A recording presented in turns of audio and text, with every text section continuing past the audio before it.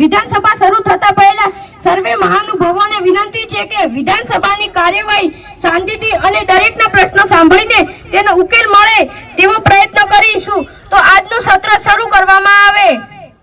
મહોદય શ્રી, હું આજ આપના માધ્યમ દ્વારા માનનીય શિક્ષક મંત્રીને પૂછવા માંગુ છું કે અત્યારના વર્તમાન સમયમાં શિક્ષકોની ખૂબ જ ઘટ છે અને તેમાં પણ કોન્ટ્રાક્ટ બેઝ પર જ્ઞાન સહાયની ભરતી કરવામાં આવે છે. તો એમાં બાળકોનું ભવિષ્ય કેટલા અંશોનું રહેલું છે તથા હવે પછી કાયમી ભરતી ક્યારે થશે તે જણાવો. મહોદય શ્રી, હું આપના માધ્યમ દ્વારા ધારાસભ્યશ્રીને જણાવવા માંગુ છું કે રાજ્યમાં બેરોજગારી ઘટાડવા માટે સરકાર શિક્ષણ ક્ષેત્રે જ્ઞાન સહાયક પ્રોજેક્ટ દ્વારા ભરતી કરે છે અને આવનારા સમયમાં કાયમી ભરતી કરવા માટે સરકાર પ્રયત્નશીલ છે, જેના દ્વારા ગુજરાતમાં શિક્ષિત બેરોજગારી ઘટાડી શકાશે. અને અત્યારે હાલ અમારી સરકાર વિચાર વિમર્શ કરી કાયમી ભરતી કરવા જઈ રહી છે. હું આપણા માધ્યમ દ્વારા આરોગ્ય મંત્રીશ્રીને પૂછવા માંગુ છું કે અત્યારે હાલ ચાલી રહેલી બીમારીઓ દૂર કરવા તથા ગરીબોને આ બીમારી ઈલાજ કરાવી શકે એવી આર્થિક પરિસ્થિતિ નથી. એવા જ લોકો માટે સરકારે કયા પગલાં તથા યોજનાઓ કરી છે? મહોદયશ્રી, હું આપણા માધ્યમ દ્વારા જણાવવા માંગીશ કે અત્યારે હાલ ચાલી રહેલી આરોગ્ય વિષયક બીમારીઓ દૂર કરવા અને લોકોની સારવાર માટે દરેક ગામમાં આરોગ્ય કેન્દ્ર ખોલવામાં આવેલ છે તથા જે લોકો ગરીબ છે, જે દવા કરાવી શકે તેટલી આર્થિક પરિસ્થિતિ નથી તેવા લોકોને સારવાર થાય છે. એના માટે મા અમૃતમ યોજના લાગુ કરવામાં આવેલી છે, જેના થકી 10 લાખ સુધીના ખર્ચ સરકાર કરશે તથા તેની સારવાર મળશે. મહોદયશ્રી, હું આપણા માધ્યમ દ્વારા મંત્રીશ્રીને પૂછવા માંગુ છું કે ભારતમાં બેરોજગાર લોકોની સંખ્યા બહુ જ છે. લોકોને રોજગારી મળતી નથી, તેથી તેમની પરિસ્થિતિ ખૂબ જ કથળતી થઈ જાય છે. ક્યારેક તો આવા લોકોને ખાવા પીવાના પણ ફાંફા હોય છે. એના માટે જો નજીકમાં ઉદ્યોગ હોય તો લોકો રોજગારી મેળવી શકે, તો તેના માટે કઈ યોજનાઓ છે?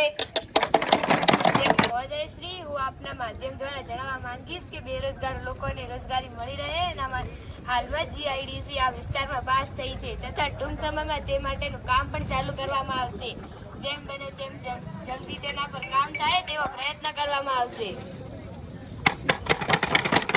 મહોદયશ્રી, હું આપના માધ્યમ દ્વારા પૂછવા માંગુ છું કે હાલની સ્થિતિઓમાં દીકરીઓના જન્મદર વધારવા અને શિક્ષકને પ્રોત્સાહન આપવા કોઈ યોજના છે અને જો છે તો તે ક્યારથી કાર્યરત થઈ? હું આપના માધ્યમથી માનનીય ધારાસભ્યશ્રીને જણાવવા માંગુ છું કે વહાલી દીકરી યોજના હેઠળ દીકરીઓને જન્મદરમાં વધારો કરવા, દીકરીઓની આર્થિક અને સામાજિક સ્થિતિને મજબૂત કરવા, શિક્ષણમાં ડ્રોપ આઉટ રેશિયો ઘટાડવા અને બાળ લગ્ન પ્રથા અટકાવવા તેમજ સમાજમાં સ્ત્રીઓના સ્થાનને મજબૂત કરવા તથા તેમના મુખ્ય પ્રવાહમાં લાવવા માટે રાજ્ય સરકાર દ્વારા વહાલી દીકરી યોજના 2 ઓગસ્ટ 2019થી રોજ લાગુ કરવામાં આવેલ છે. હું આપણા માધ્યમથી મંત્રીશ્રીને પૂછવા માંગુ છું કે વહાલી દીકરી યોજનાનો લાભ કોને મળ્યો છે અને તેની શી વિગતો છે? હું આપના માધ્યમથી સભ્યશ્રીને જણાવવા માંગીશ કે આ યોજના હેઠળ પતિ પત્નીને સંયુક્ત વાર્ષિક આવક રૂપિયા 2 લાખ કે તેથી ઓછી હોય તેને આ યોજનાનો લાભ મળવા પાત્ર છે. ઉપરોક્ત આ યોજના અંતર્ગત લાભથી દીકરીને 1 લાખ અને 10,000ની સહાય આપવામાં આવે છે. માનનીય અધ્યક્ષશ્રી, આપના માધ્યમથી હું સમગ્ર સભાગૃહને જણાવવા માંગુ છું કે આદરણીય પ્રધાનમંત્રી દ્વારા બેટી બચાવો બેટી પઢાઓ સન 2015થી સમગ્ર દેશમાં શરૂ કરવામાં આવ્યું અને તેના ભાગરૂપ આ યોજનાનો હેતુ વધુ સારી રીતે અમલ થાય તે માટે અમારી સરકારે વહાલી દીકરી યોજના અંતર્ગત સમાજના લોકોમાં દીકરી પ્રત્યેના દ્રષ્ટિકોણમાં બદલાવ અને દીકરીઓના જન્મમાં સહજ સ્વીકાર થાય, સમાજમાં લોકોના સંકુચિત માનસપટમાં બદલાવ લાવી દીકરા દીકરીને એક સમાનનો નવો દ્રષ્ટિકોણ આવે તેવા પ્રયત્નો કર્યા છે. માધ્યમથી પૂછવા માંગુ છું કે ગુજરાત સરકાર પોતાની પ્રશંસામાં કહે છે કે આખા ગુજરાતમાં આધુનિક રોડ, ઇલેક્ટ્રિક ટ્રેનો, મેટ્રો શરૂ કરી છે, પરંતુ ફક્ત તે કાગળ પર દેખાઈ રહ્યું છે. હકીકતમાં સામાન્ય વ્યક્તિને વાહન વ્યવહારમાં રોજબરોજની ટ્રાફિક સાથે સાથે તૂટતા રસ્તાઓનો સામનો કરવો પડે છે. હું આપણા માધ્યમ દ્વારા સમજાવવા માંગીશ કે ગુજરાત આજે આધુનિક બની ચૂક્યું છે. આજે શહેરથી રસ્તાઓ છેક નાના નાના ગામડો સુધી તાજેતરમાં યુજીવીસીએલ અને તેની એ લગ્ન વિતરણ કંપનીઓ દ્વારા તેમની વેબસાઇટના કન્ઝ્યુમર લિંક પર નવા કનેક્શન મેળવવા ઓનલાઈન સિસ્ટમ મૂકવામાં આવી છે.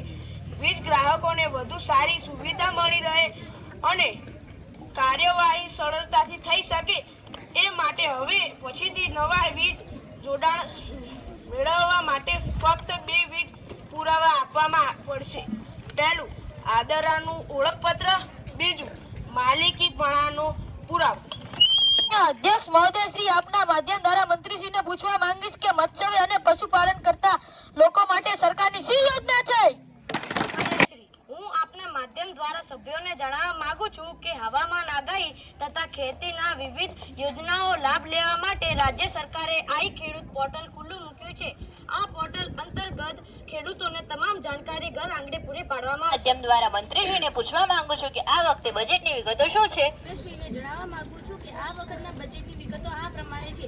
પ્રધાનમંત્રી આવાસ યોજના ગ્રામીણ માટે 251 કરોડની જોગવાઈ કરવામાં આવી. નવી બસો ખરીદવા 768 કરોડ રૂપિયા ફાળવ્યા. ગાંધીનગર, રાજકોટ, સુરતમાં ગાડી ટ્રીટમેન્ટ શરૂ કરવા 40 કરોડની જોગવાઈ કરી. સરકારી છાત્રાને આદર્શ નિવાસી શાળામાં બાંધકામ માટે 255 કરોડની ફાળવણી કરી.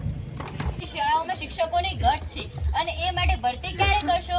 બાળકોના ભવિષ્યનું કંઈક તો વિચારો. આમ તો આપણો દેશ પાંગડો બની જશે. જો ના થતું હોય તો રાજીનામું આપો.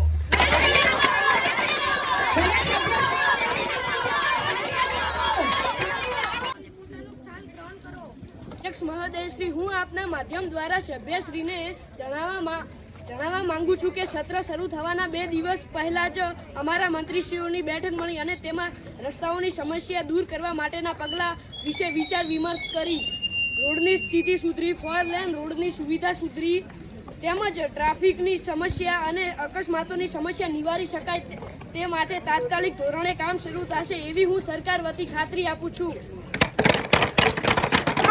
સત્વરે પૂરા થશે તે માટે આપણે મુખ્યમંત્રી શ્રીને વિનંતી કરીશું કે એમના મંત્રીઓ દ્વારા આ કાર્ય સત્વરે પૂર્ણ કરાવે. હું આપને ખાતરી આપું છું કે સભ્યશ્રીઓના જે પણ પ્રશ્નો છે એ અમારા મંત્રીશ્રીઓ દ્વારા પૂરા થાય એ માટે વિધાનસભાની બેઠક પછી એમની સાથે બેઠક કરી સત્વરે પૂરા કરાવીશું.